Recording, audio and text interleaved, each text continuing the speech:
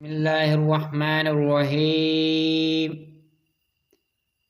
सूरत अल बकर आयत नंबर 48 जी तिलावत ऐं तर्जुमो।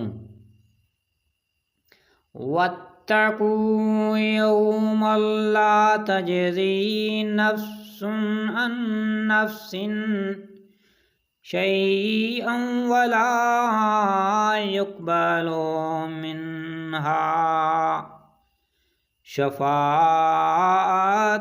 वला युख़ज़ु मिन्हा अदलुन वला हुम यंसरून।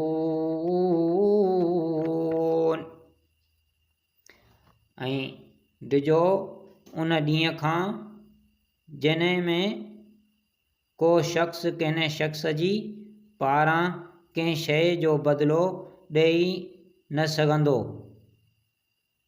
ऐं न उन खां का सिफ़ारिश क़बूल कई वेंदी ऐं न उन खां जान बख़्शण लाइ को एवज़ो वरितो वेंदो